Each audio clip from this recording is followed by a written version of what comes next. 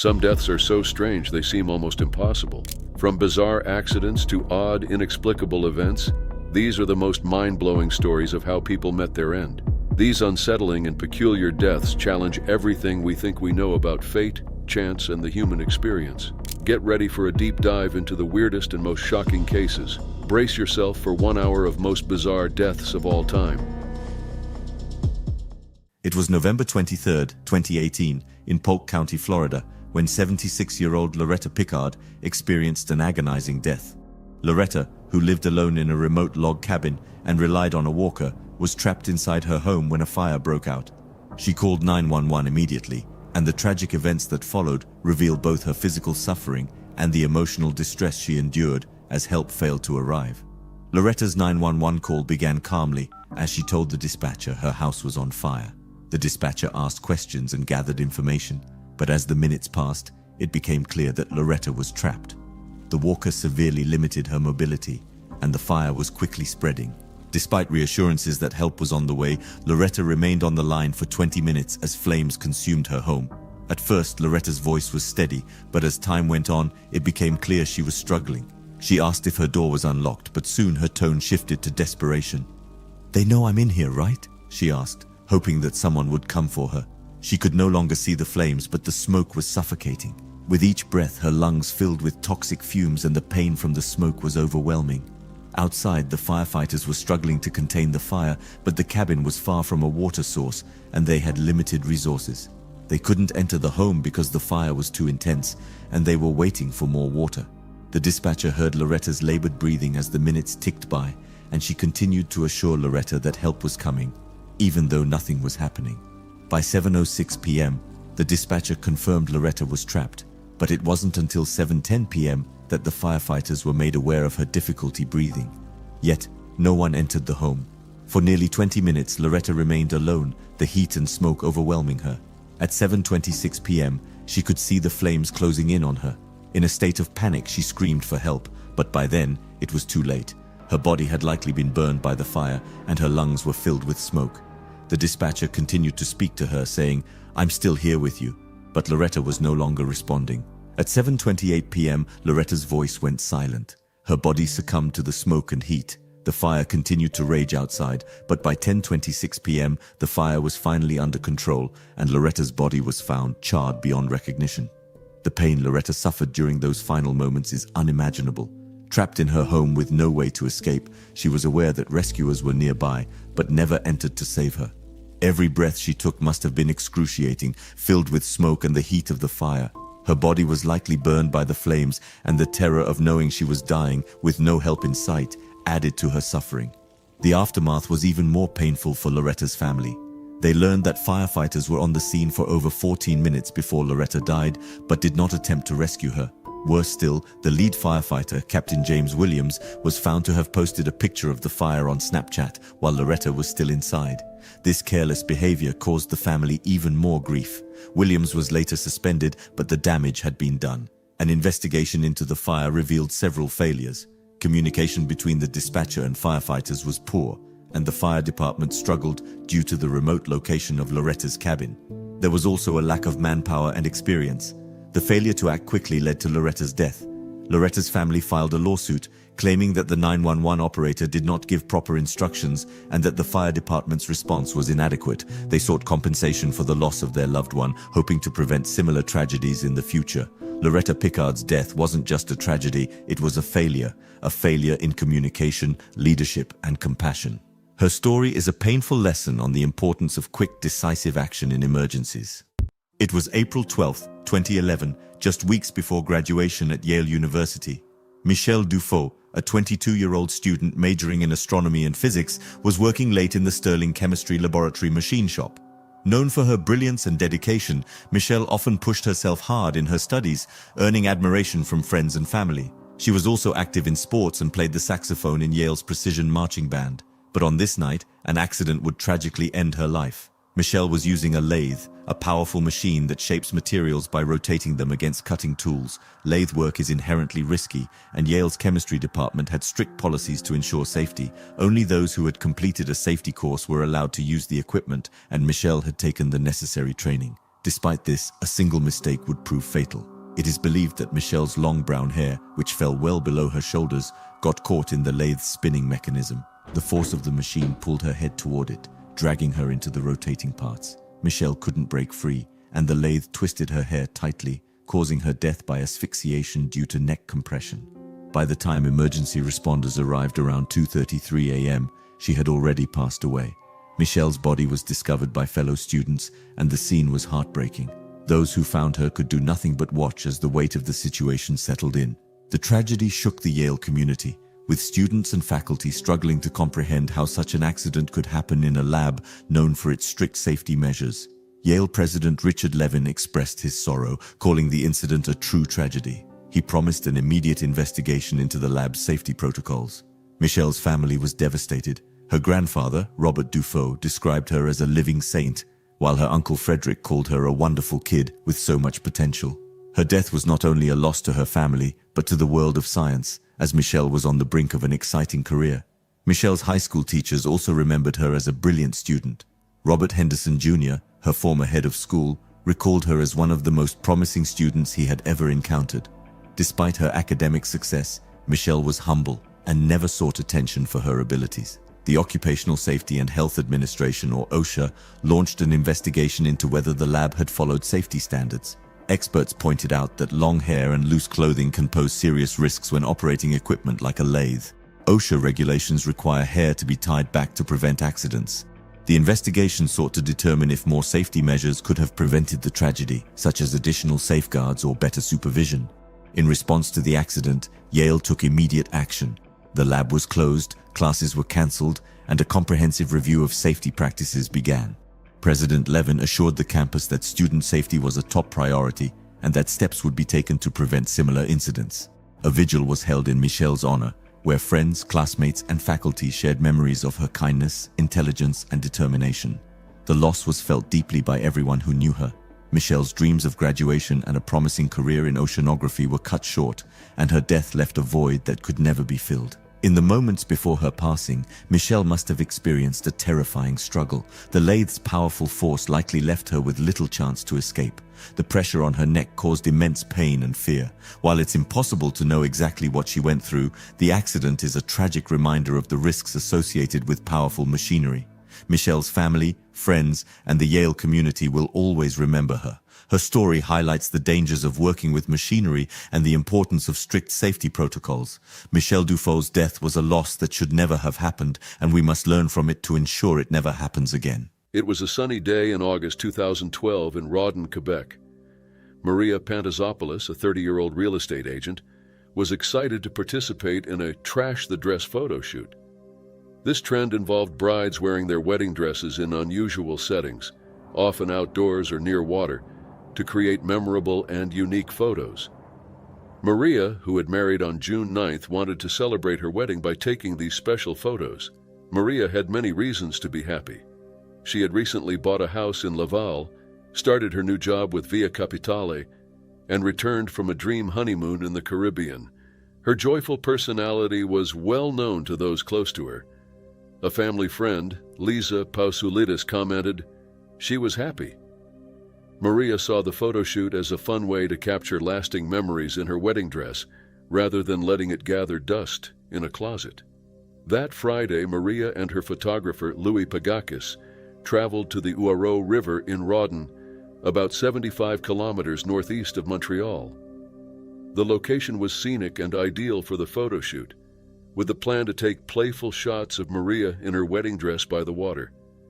She told her friends, "I want to have fun with my wedding dress and create great pictures and memories." As they reached the river, everything seemed perfect. The water was calm, and the setting was peaceful. Maria excitedly put on her wedding dress and stepped into the shallow part of the river. Louis began snapping pictures as Maria splashed around, fully enjoying the experience. However, things took a tragic turn when Maria moved into deeper water. Her wedding dress began to absorb water, becoming extremely heavy. Still wanting to continue, Maria asked Louis to capture photos of her floating in the water. As she waded further, the dress absorbed more water, dragging her down. Realizing the danger, Louis immediately rushed to help. He yelled for help and tried to pull Maria back to the shallow water, but her waterlogged dress acted like an anchor, making it impossible for him to lift her. Maria panicked and held on to Louis, unintentionally pulling him under as well. Despite his best efforts, the weight of the dress was too much. Her final words were heartbreaking. "I can't anymore, it's too heavy." At around 2 p.m., Maria slipped under the water. Louis frantically dove multiple times to try to find her, but her dress's current and weight made it impossible to reach her. Not long after, 2 police officers arrived and joined the search. A scuba diver who had heard about the situation also volunteered to help. After several hours of searching, Maria's body was found by the scuba diver at approximately 4:30 p.m. The tragic accident left everyone in shock. Maria's death devastated her workplace and community. Her colleagues at Via Capitale were heartbroken. Johanna Grenier, a fellow real estate agent, described Maria as well-liked by everyone. "For us, today is a really sad day," she said. Maria was remembered as a strong, kind-hearted person full of life and energy. Her family was left in deep grief. Maria's parents and brother were overwhelmed by the sudden loss. On behalf of the family, Lisa Pousoulidis expressed their gratitude for the efforts of the Sûreté du Québec and first responders. The family also called for stronger safety measures around rivers to prevent such accidents from happening again. The photographer, Louis, was too distressed to speak to the media immediately after the incident. His wife, Anouk Benzakar, shared how Maria had moved from shallow to deeper water, where her dress became too heavy, making it impossible for Louis to rescue her. In response to this tragic event, other photographers warned brides about the risks of trash-the-dress photo shoots, especially those involving water. Photographer Mario Michaud recalled a similar experience at Darwin Falls, where a near accident occurred during a water photo shoot. Fortunately, his situation ended differently, but it served as a reminder of the dangers. Maria Pantazopoulos' story is a heartbreaking example of how quickly a joyful moment can turn tragic. What was meant to be a fun and unique photo shoot ended in an unforeseen and devastating accident, leaving her family and friends mourning the loss of a vibrant, loving woman. It was a calm Sunday morning in 2009 in Alicante, Spain. In the streets of Avenida Alcoy, a family of 4 lived a seemingly quiet life. The parents, aged 49 and 50, were of Moroccan origin. They had 2 daughters, an 18-year-old and a 12-year-old. The family earned their living by collecting and selling second-hand clothes, often sending the surplus to Morocco and Algeria. Their apartment was small, measuring less than 60 square meters, and over time the parents developed a compulsive hoarding disorder known as Diogenes syndrome. This condition led them to gather large amounts of clothing, filling their home with boxes and garments. Despite the cramped living conditions, life went on as usual. The older daughter enjoyed spending time on the internet, often staying up late into the night. She was asleep in a neighboring room that morning, unaware of the looming disaster. Sometime between 8 and 9 a.m., a catastrophic event took place. The floor of the first-floor apartment gave way under the immense weight of the hoarded clothes. Without warning, a section of the apartment collapsed, sending hundreds of kilos of clothes crashing down onto the sleeping parents and their younger daughter. The collapse was severe, and they were buried under the weight of the clothes. The 18-year-old daughter slept through the collapse and heard nothing unusual. The neighbors also reported hearing no strange noises. It wasn't until around 1 p.m. that the older daughter woke up and sensed something was wrong. The flat was strangely quiet. When she walked into her parents' room, she saw that the floor had caved in. With clothes and boxes scattered everywhere, she couldn't see her family members. Panicked, the daughter began frantically digging through the pile of clothes, hoping to find her parents and sister. As she dug through the mess, she discovered her younger sister's arm sticking out from the pile. Realizing the gravity of the situation, she quickly called the police. Emergency services arrived and faced a difficult task. The large amount of clothing made the rescue effort slow and complicated. The police and firefighters worked tirelessly to remove the debris. Sadly, despite their efforts, the 12-year-old daughter was found first, but could not be saved. The firefighters continued working through the pile and eventually located the parents' bodies as well. Authorities launched an investigation into how the tragic collapse occurred. Initial reports suggested that the victims may have been crushed or suffocated by the weight of the clothes. An autopsy was ordered to determine the exact cause of death, with suffocation believed to be the most likely reason. The scale of the hoarding shocked both investigators and neighbors. The balcony at the back of the apartment was filled with boxes and clothes, showing how much had been gathered over the years. The apartment was so overloaded with items that it contributed to the structural failure. The loss devastated the surviving daughter. She not only had to cope with the trauma of losing her entire family, but also had to face the harsh reality of the conditions that led to their deaths. This incident shed light on the dangers of hoarding, especially in small, overcrowded spaces, and raised awareness about Diogenes syndrome, a disorder often overlooked but capable of causing serious harm. This heartbreaking event remains a sad example of how unchecked behaviors like hoarding can lead to tragedy, and the importance of seeking help before things spiral out of control. It was August 27, 2012, on the Lower East Side of Manhattan. Carlisle Brigham, a 29-year-old woman from a well-to-do family, was found in a stairwell, bleeding from her neck. The tenant who discovered her was shocked and tried to help, but it was too late. Carlisle's life ended mysteriously and tragically, left everyone questioning how it happened. Carlisle Brigham was the daughter of James R. Brigham, Jr., a former New York City budget director. She grew up in a privileged environment with the best education and opportunities. Carlisle graduated from the University of Mary Washington in Fredericksburg, Virginia, and worked at the American Museum of Natural History as an exhibit installation specialist from 2007 to April of the same year she died. In August 2011, she married Anthony Champalamode, a hotel executive. Their wedding was a grand affair held in Newport, Rhode Island. However, their marriage faced difficulties, and the couple separated just a year after their wedding. The separation took a toll on Carlisle, and she started struggling with alcohol. Her father, deeply concerned about her well-being, planned to take her to a rehab facility. On the night of August 26, 2012, Carlisle attended a wedding in Washington, D.C., and returned to New York City with friends. They continued drinking heavily at the 6th Ward bar near the apartment where she was staying. According to her friends, Carlisle was so intoxicated that she had to be carried at times. Carlisle was staying with a platonic friend at 191 Orchard Street because she had lost the keys to her apartment. On the morning of August 27th, her friend left for work while she continued drinking. At around 11 a.m., Mizanur Rahman, a 19-year-old neighbor, found her lying in the stairwell between the first and second floors. She was face down, her body surrounded by blood. Mizanur tried to perform CPR, but it was clear that Carlisle was severely injured.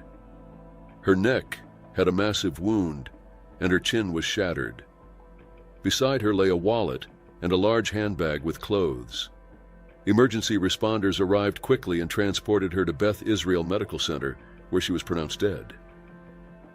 The initial investigation suggested that Carlisle's injuries were so severe that it looked like she had been attacked. The police considered the possibility of murder or suicide, but they soon focused on the likelihood of an accidental fall. Carlisle had been wearing high heels and all-white clothing, which might have contributed to her fall down the marble stairs. Her father, James Brigham, had flown in from St. Louis to take his daughter to rehab. He was heartbroken when he learned about her death. Former Mayor Ed Koch, who had worked with James Brigham, expressed his sorrow, recalling how Carlisle's father had sobbed when he called to inform him about the tragic accident. The New York City medical examiner ruled Carlisle's death a tragic accident caused by blunt trauma to her head and neck. The autopsy revealed that she did not bleed to death, but her injuries were consistent with a heavy blow to her head and neck from the fall. There were also compound fractures to her arms, likely from trying to break her fall. Carlisle's death left her family and friends devastated. She was described as beautiful and kind-hearted, enchanting everyone she met. Her estranged husband, Anthony Champalamode, was in London on business when she died. He and Carlisle had hoped to reconcile, but their plans were cut short. It was July 30th, 2005 in Benidorm, Spain. Mildred Bowman, 62, and Alice Wardle, 68, were two sisters from Gateshead, England, who had just arrived for a long-awaited vacation at the Levante Club Apartments. This trip was a regular tradition for them. As widows and grandmothers, they often traveled to Spain for a relaxing getaway. The sisters planned to meet Alice's daughter, her husband, and their 2 children the next day. But when the family arrived at the meeting spot, Mildred and Alice didn't attend. Concern quickly grew because the sisters were known for being punctual and reliable. Over the next few days, their family searched around Benidorm, checking their favorite places and asking locals for information, but there was no sign of them. At the Levante Club Apartments, hotel staff noticed that the door to the sisters' room remained locked and untouched for several days. On August 4th, a maintenance worker entered the room to investigate. What he found would haunt him forever. Mildred and Alice were discovered lifeless under the heavy wooden frame of a fold-up bed. The bed, which was supposed to be secured to the wall, had detached and collapsed on top of them while they slept. They were trapped beneath its weight. Evidence revealed that they were likely stuck there for up to 4 days. Unable to free themselves, they endured a slow and painful passing, with injuries on their hands indicating desperate attempts to escape. An inquest by Gateshead coroner Terence Carney uncovered the tragic circumstances surrounding the incident. The screws securing the bed frame were found to be too small for the wall plugs, resulting in the bed detaching and falling. Coroner Carney deemed the deaths entirely preventable, emphasizing that proper installation would have avoided the fatal entrapment. The findings devastated the sisters' family, who had hoped for justice and accountability. However, a Spanish court had already cleared the resort's management of any responsibility months earlier. The court ruled that the resort was not directly at fault for the bed's improper installation, a decision that deepened the family's grief. Mildred's children, Paul, John, and Carol Gregory, were devastated and outraged. Despite their relentless efforts to hold the resort's management accountable, no action was taken. The family expressed their anguish, with Paul highlighting the injustice, noting that his mother and aunt had endured unimaginable suffering, yet no one had been held responsible for the preventable tragedy. The tragedy ignited broader discussions about hotel safety and tour operators' responsibilities. Mildred's daughter, Carol, underscored the importance of reform to prevent future incidents, stressing that such a devastating event should never be repeated and urging action to protect others from similar tragedies. The family faced a challenging legal battle with the tour operator, Thomas Cook. Although the company initially offered compensation, they retracted it, citing the elapsed time since the incident. This reversal left the family feeling abandoned and powerless in their fight for justice. A spokesperson for Thomas Cook expressed sympathy, stating that while their thoughts were with the family, efforts to resolve the matter had failed to result in an agreement.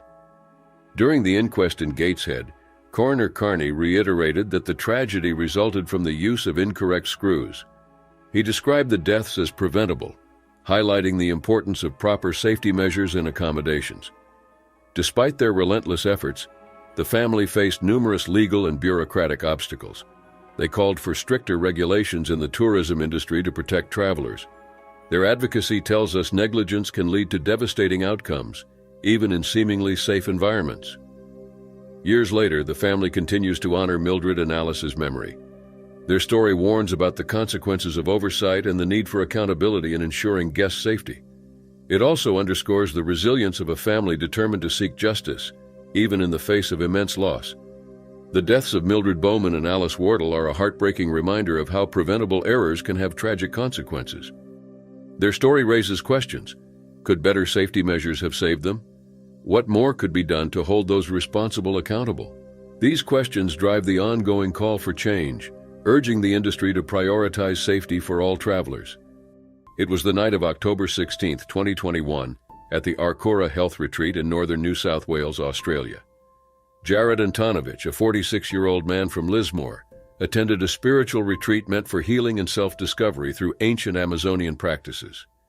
But what was supposed to be a transformative experience ended in tragedy. Jared had been exploring spiritual healing for years, partly due to brain injuries he suffered in his youth. Friends and family described him as gentle, compassionate, and deeply committed to finding peace and understanding. The Dreaming Arts Festival retreat was set in the rainforest and led by Solor Lor Solaris, known for facilitating spiritual ceremonies involving psychoactive substances. One of the key rituals was led by Cameron Kite and involved Kambo, a practice that uses frog toxins.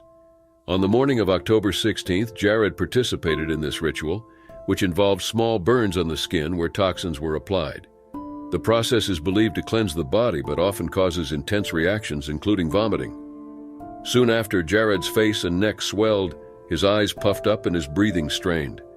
Despite his worsening condition, no one sought medical help. That evening, Jared joined an ayahuasca ceremony which uses a powerful hallucinogenic brew. Participants often report vivid visions and purging, but the experience turned dangerous for Jared. As the night wore on, his condition deteriorated further. By midnight, he was visibly struggling, complaining of back pain and significant swelling around his neck. He eventually lay down near a tree in clear distress while the ceremony continued. At 12:40 a.m., paramedics were finally called. When they arrived, Jared was unresponsive and had already passed away. Shockingly, the ceremony continued nearby. Ambulance officer Brett Murray later testified that participants were evasive, initially suggesting that Jared had suffered an asthma attack. An inquest revealed the true cause of Jared's death, a tear in his esophagus, likely caused by severe vomiting from the kambo and ayahuasca. It also became evident that his worsening symptoms throughout the day were ignored, and no one acted to get him help in time. Experts testified that timely medical intervention could have saved his life. The inquest in May 2023 uncovered disturbing details of a possible cover-up. Solaris and others reportedly told participants not to mention the use of kambo and ayahuasca, substances illegal at the time. Witnesses testified that they were even instructed to lie to authorities. One participant, Laurel Alefounder, refused Solaris's request to tell Jared's flatmate to stay silent, exposing attempts to obscure the truth. Accounts from the retreat varied, but it was clear that Jared had been in visible distress for hours. Witnesses described his pale complexion, swollen neck, and the sounds of his suffering. Despite this, many believed his reaction was part of the expected process. For instance, participant Rafael Lima noted Jared's condition but did not think it was serious, while another attendee, Chelsea Hope, mentioned that such reactions could last for hours.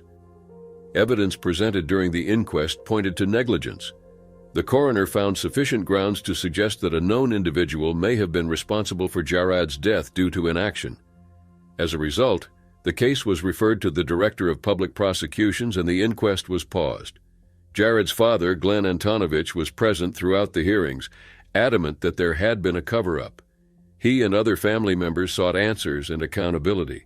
The coroner acknowledged their perseverance and thanked them for cooperating during the challenging process. Jared's death raises serious concerns about the safety of using traditional medicines outside their indigenous cultural contexts.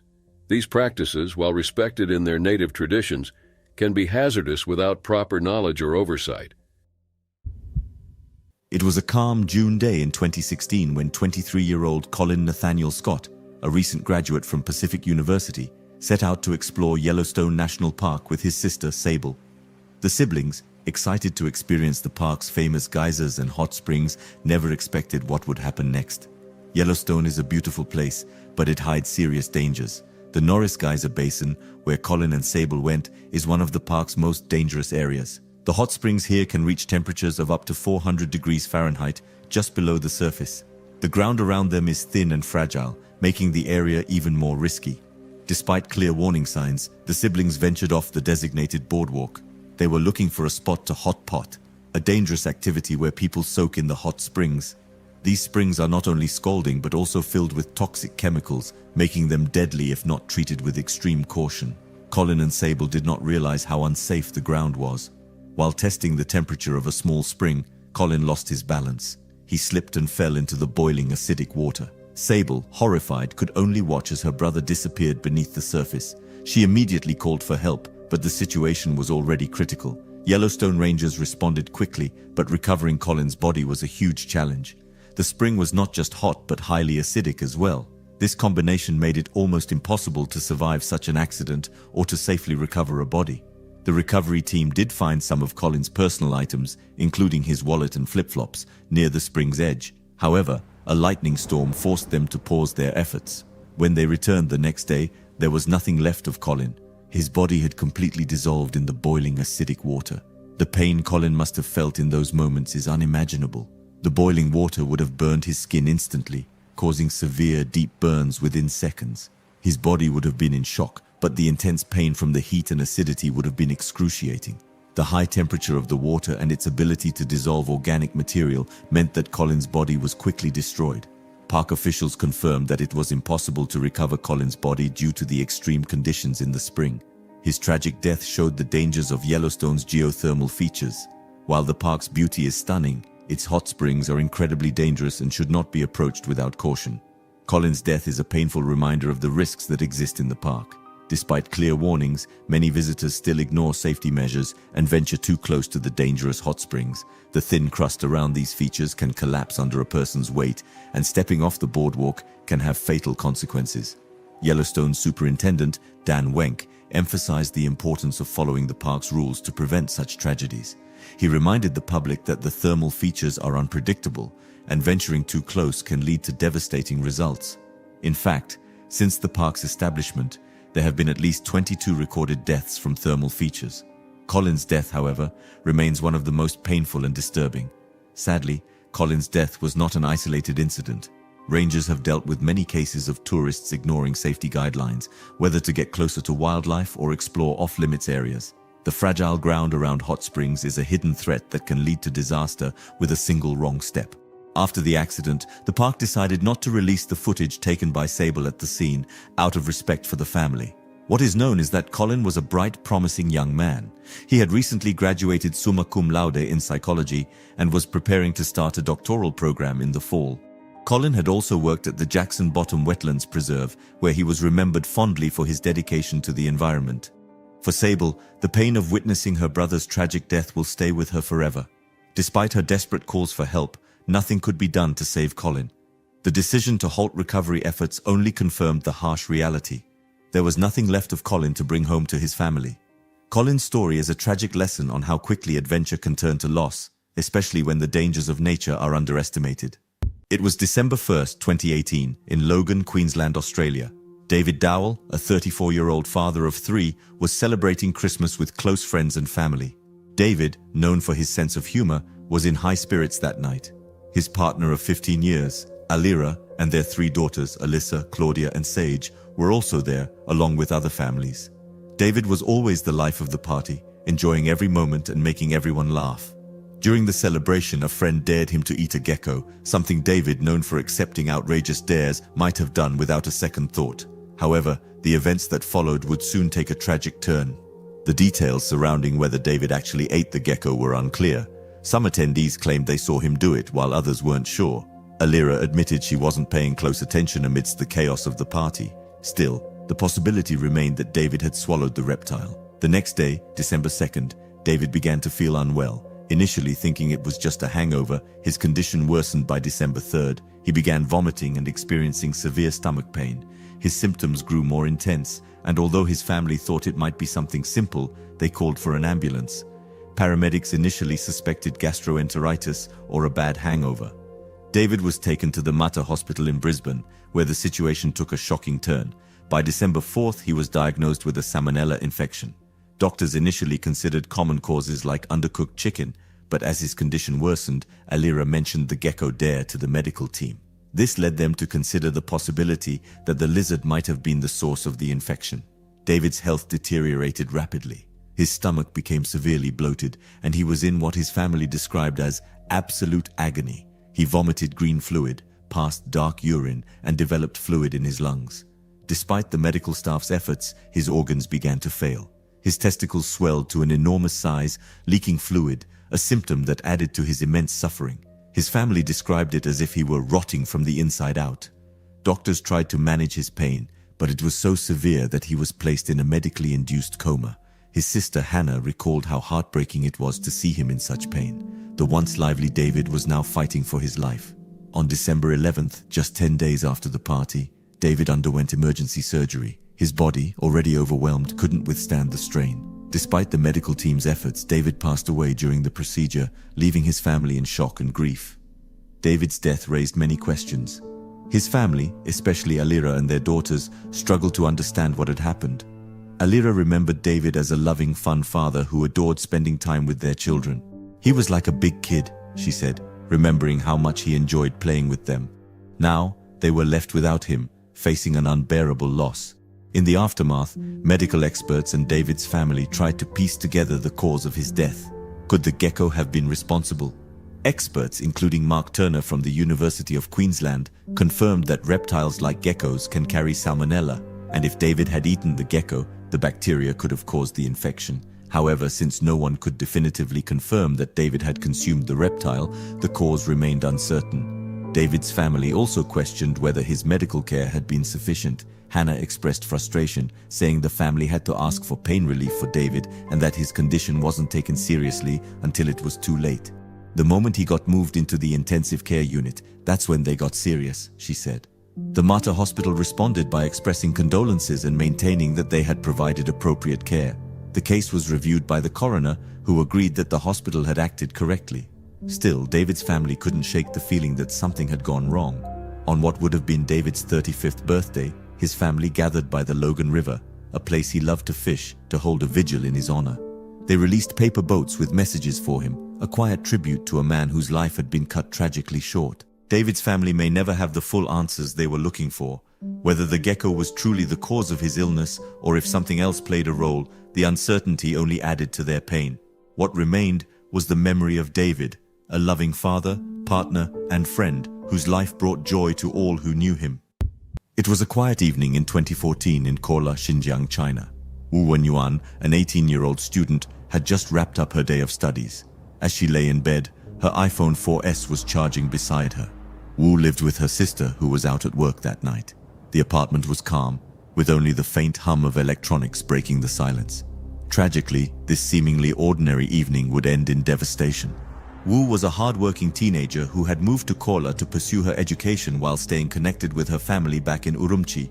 She often chatted with her loved ones, especially her sister and friends, through her phone. Life was normal, filled with the small joys and challenges of student life. When Wu's sister returned home from work, she was immediately alarmed by an acrid, burning smell. The sense of dread grew as she rushed to the bedroom, calling out to Wu but getting no reply. Upon entering, she was met with a horrifying scene.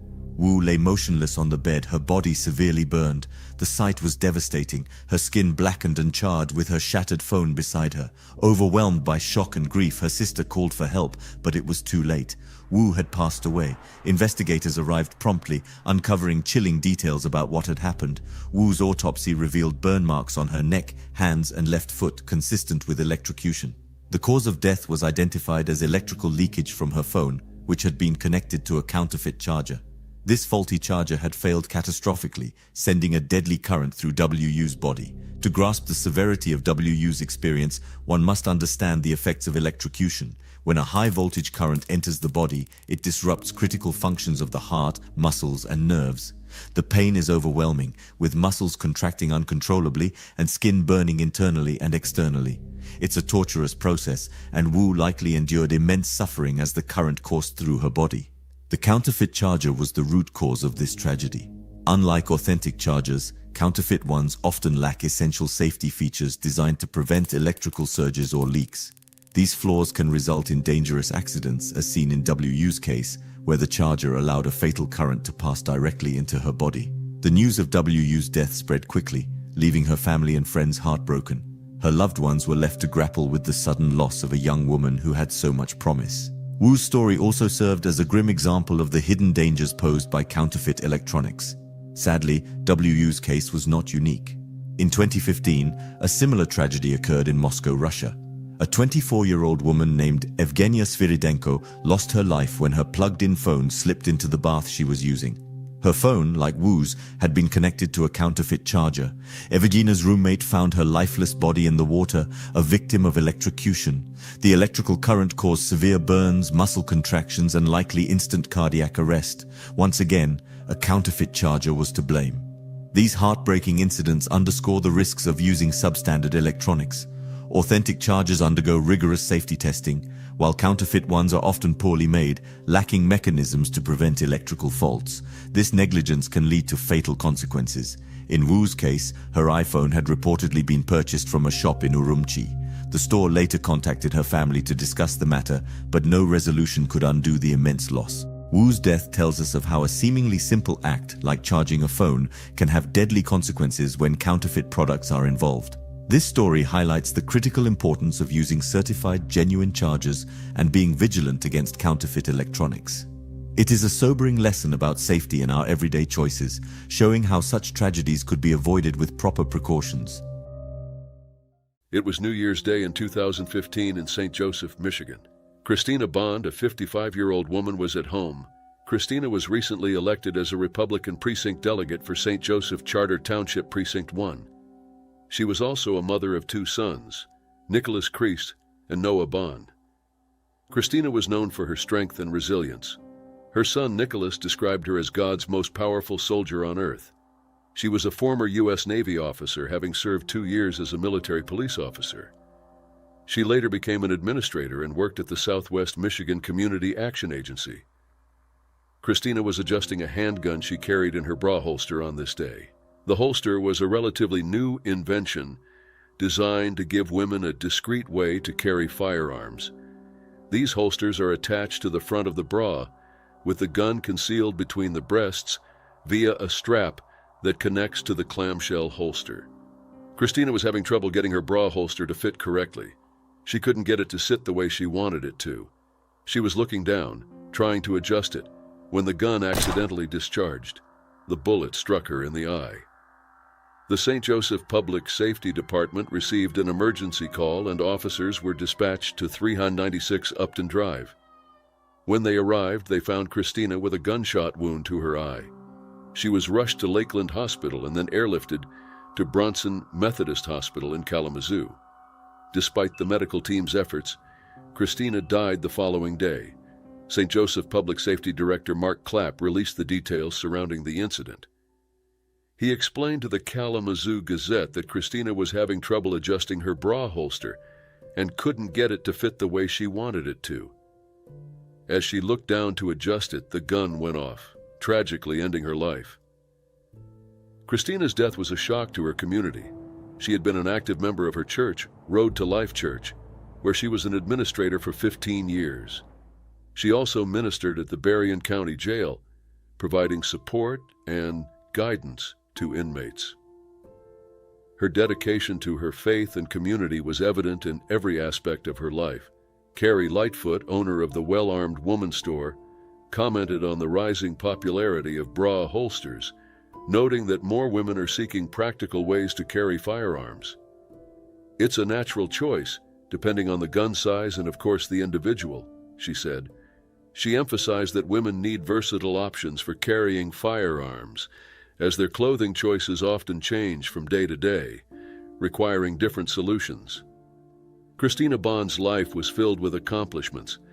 After serving in the Navy, she became a bodybuilder and won the Miss Michigan Figure Overall Championship in 2013. Her dedication to fitness and health was just another example of her determination and strength. Her obituary, published in the Herald Palladium, highlighted her many roles and achievements. Christina was preceded in death by her 2 brothers and is survived by her 2 sons. In a heartfelt Facebook post, her son Nicholas expressed his grief and admiration for his mother. He wrote, "My mother was the strongest person I have ever known. It's in her that I've become who I am. She gives me strength to stand up for what I believe." The full autopsy report had not yet been completed, but the circumstances of Christina's death were clear. She had been adjusting her bra holster when the accident occurred. Experts believe that for the gun to discharge, she must have either dislodged it from the clamshell or inadvertently got her finger near the trigger while trying to make the holster fit better. This tragic incident raises important questions about the safety and practicality of certain firearm accessories. Bra holsters, while providing a discreet way to carry a gun, may pose significant risks if not used correctly. Christina's death is a warning for those who use such devices. It was a cold evening in 2015 in Stony Creek Township, Pennsylvania. James Schaffer, a 68-year-old blind man, was alone in his home, as he had been for the past 25 years. Despite his disability, James was known in his community for his intelligence and independence. That night, he felt an ache in his leg and decided to warm a towel in the microwave to soothe the pain. This simple act, however, led to a tragic accident that would shock his entire community. James placed the dry towel in the microwave, unaware of the dangers. Within just 15 seconds, the towel caught fire. Blind and unable to see the flames, he pulled the burning towel from the microwave, inadvertently setting his flannel shirt on fire. The fire spread quickly, engulfing his clothing. Realizing the danger, James acted swiftly. He ran down the hall to the bathroom, the flames lightly burning the carpet as he moved. He managed to douse the fire using the shower head, but not before suffering severe burns over 80% of his body. Despite the immense pain, James remained calm. When the Oakland Fire Department arrived, they were met with a heartbreaking scene. James, covered in burns, was conscious and surprisingly composed. Deputy Chief David Ream recalled how James repeatedly apologized, saying, "He was very apologetic. He was telling us every couple of minutes that he was sorry. He should have known better. He was very, very calm for the situation we had at hand." James was rushed to a Pittsburgh hospital where he continued to communicate with the paramedics. His condition, however, was dire. The burns were extensive, and he had also inhaled hot air and fumes from the fire. Tragically, James passed away the following morning. The official cause of death was thermal inhalation. James Schaffer's death left a profound impact on his community. He had lived in Johnstown, Pennsylvania for over 50 years, and his neighbors knew him as one of the nicest and most intelligent men they had ever met. Despite his blindness, he never let his disability stop him from living an active and fulfilling life. His family checked on him daily and confirmed that he could live independently. The Oakland Fire Department was particularly affected by the incident. This was the first fire-related death in the township, and the firefighters struggled to come to terms with the tragedy. Deputy Chief Ream expressed their shock, noting how unusual it was to see someone so calm and collected in such a dire situation. The story of James Schaffer raises several what-if questions that linger in the minds of those who knew him, and even those who hear his story. What if James had known about the danger of microwaving a dry towel? What if there had been someone with him who could have helped sooner? What if better safety measures or devices were designed to assist blind people in their daily tasks? These questions, while unanswerable, show the importance of safety awareness and the need for innovations that can help prevent similar tragedies in the future. James Schaffer's death was a devastating loss, but it also serves as a crucial lesson about the need for caution in our everyday actions. In the end, James Schaffer's story is an example of the unpredictability of life and the importance of community support, especially for those with disabilities. It was March 5, 2019, on Interstate 10 near the Mississippi Gulf Coast. Margaret Maurer, known as Meg to her friends and family, was a 21-year-old senior at Tulane University. She studied ecology and evolutionary biology, participated in leadership programs, and worked as a teaching fellow. Originally from Forest Lake, Minnesota, Meg was passionate about plants, conservation, and learning, qualities everyone around her admired. On this day, Meg and 5 friends were on their way to a cabin in the Blue Ridge Mountains, North Carolina. They had recently enjoyed the Mardi Gras parades in New Orleans and were eager for a hiking trip. Traveling in 2 cars, they stopped at a rest area west of Pascagoula, Mississippi to take a break. As Meg stood near her car preparing to leave, an unimaginable event unfolded. An 18-wheeler traveling westbound on I-10 lost a pair of rear wheels. The wheels, weighing approximately 1,000 pounds, detached and rolled across the highway, traveling 850 feet before striking Meg. The impact was devastating, and the wheels rolled another 150 feet before stopping. The scene was chaotic and deeply distressing. Gautier Police Captain Casey Baxter described the incident as a tragic and unpredictable chain of events. Unaware of what had happened, the truck driver eventually returned to the rest stop after realizing something was wrong. Authorities later determined that the truck, owned by Dana Transport Inc., had been missing a small but critical part, a 3-inch metal locking washer. This inexpensive piece was essential for keeping the wheels securely in place, and its absence likely caused the accident. Meg's passing was a profound loss for her family, friends, and the Tulane community. Her mother, Tracy Maurer, reflected on Meg's deep impact on those around her, highlighting the joy she brought to everyone she knew and the immense heartbreak felt by all who loved her. Meg's professors described her as a brilliant, creative, and passionate student. Professor Dorothy Chariot from the Ecology and Evolutionary Biology Department noted Meg's excitement about her trip, particularly her enthusiasm for the cabin and hiking. Another professor, Donata Henry, highlighted Meg's love for learning, portraying her as a bright star with a profound passion for discovery. In addition to her academic accomplishments, Meg was a talented artist. She had been illustrating a book on tropical bugs and birds for Professor Tom Sherry, whose admiration for her work reflected the awe it inspired in others. Her detailed illustrations showcased her extraordinary skill, including butterfly wings rendered with stunning radiance. Just days before the accident, Meg submitted several completed pieces highlighting her remarkable talent. The Tulane community mourned Meg's loss, describing her as a student who left a lasting impression on everyone she met. A university statement highlighted the tragedy of losing 2 community members in a short time, referring to a separate incident where a law school alumnus had also lost their life. In Meg's memory, her family and friends launched a GoFundMe campaign to support causes she cared about, including conservation and education. Plans were also made to display her scientific illustrations, honoring her artistic and academic contributions. Meg had been working on a community garden project in New Orleans before her passing, reflecting her dedication to using her knowledge to benefit others.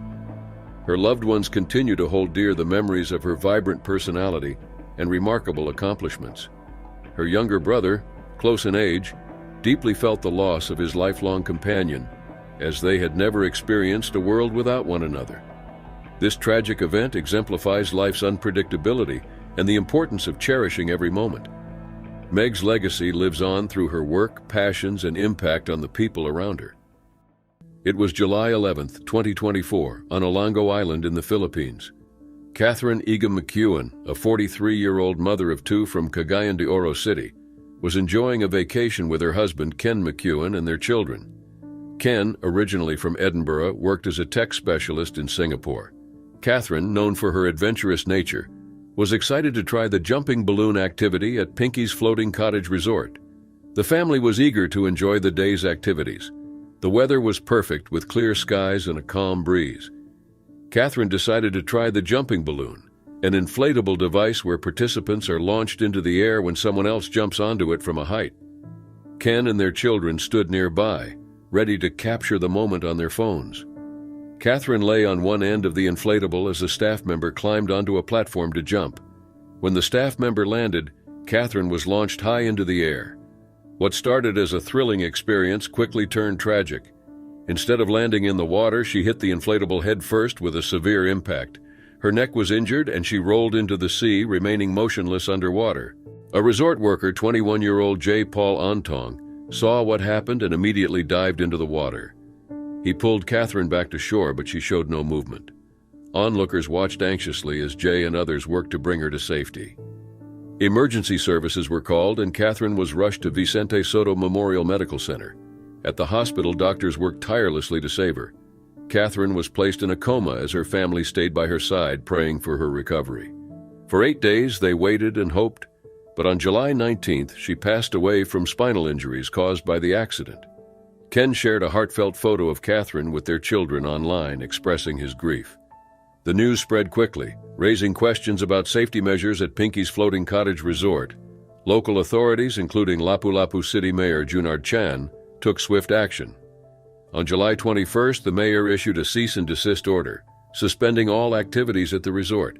He called for stricter safety measures to prevent future incidents and scheduled a meeting with resort operators to review their practices. The resort manager stated that all guests were provided safety instructions before participating in the jumping balloon activity. However, the accident raised questions about whether these guidelines were sufficient or effectively communicated. The resort owners pledged to cover Catherine's medical and burial expenses and promised to cooperate with the investigation. Authorities launched an inquiry, examining permits and safety protocols at the resort. Investigators aimed to determine if safety lapses contributed to the accident. Meanwhile, Catherine's death became an example of the risks associated with extreme activities. The tragedy left an impact on the local community and visitors alike. The once popular jumping balloon activity now symbolized the importance of proper safety measures. As the investigation continued, Ken and his children returned to Singapore, struggling to cope with their loss. Family and friends offered support, but Catherine's absence left an irreplaceable void. It was January 27, 2023, in central London. Kevin Holding, a 60-year-old contractor, performed routine maintenance on a pop-up urinal. This was a standard task for Holding, who worked for High-Tech Washroom Solutions Limited. He was at Cambridge Circus, a busy area where Shaftesbury Avenue meets Charing Cross Road, just outside the Palace Theatre, home to the play Harry Potter and the Cursed Child. Holding, a father of 3 from Beckenham in southeast London, was known for his dedication to work and family. Westminster City Council introduced pop-up urinals in London about 20 years ago to address public hygiene concerns. These devices stay underground during the day and rise hydraulically at night. On that day, Holding ensured one of these urinals was functioning properly. He began working between 10 o'clock and 10:30 a.m. and had been on the job for several hours without incident. At approximately 1 p.m., as Holding was finishing up, the urinal suddenly collapsed. This tragic accident was captured on CCTV. The heavy hydraulic mechanism trapped him underneath, resulting in severe injuries. Shocked passers-by in the bustling West End witnessed the horrific event. Emergency services were immediately called and the response was swift. Ambulance crews, 4 fire engines, 25 firefighters, and an air ambulance arrived within minutes, with the first responders on site by 1:05 p.m. Police arrived shortly after, cordoning the area to manage the growing crowd. Despite the quick arrival of personnel, there was a significant delay in accessing the equipment needed to lift the heavy structure.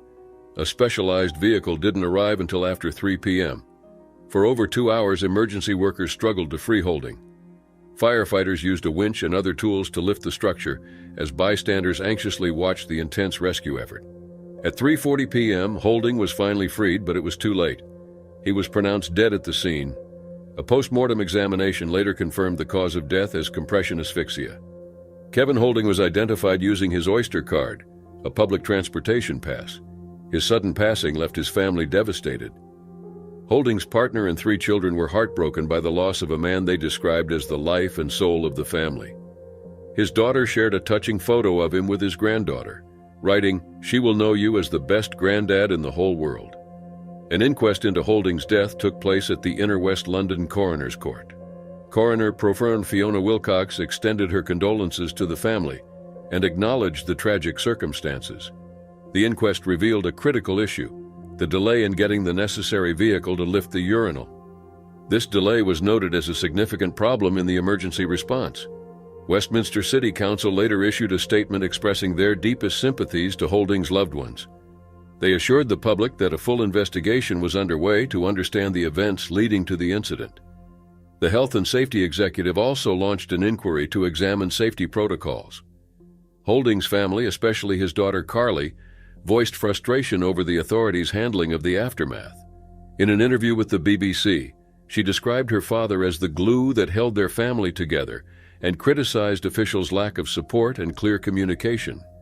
She emphasized that no family should endure the treatment they had experienced. This tragic event raises pressing questions about safety and emergency response. Could Kevin Holding's life have been saved if the equipment had arrived sooner? How can maintenance protocols and worker safety measures be improved to prevent similar accidents? What steps can be taken to ensure faster and more efficient emergency responses in the future? The loss of Kevin Holding shows the unexpected risks that can arise in everyday jobs. It underscores the importance of improving safety standards and emergency preparedness to protect workers. For his family, the pain of his passing is immeasurable, and their search for answers and justice continues. This tragedy is a call to action for better safety measures and compassionate handling of victims' families during such heartbreaking times.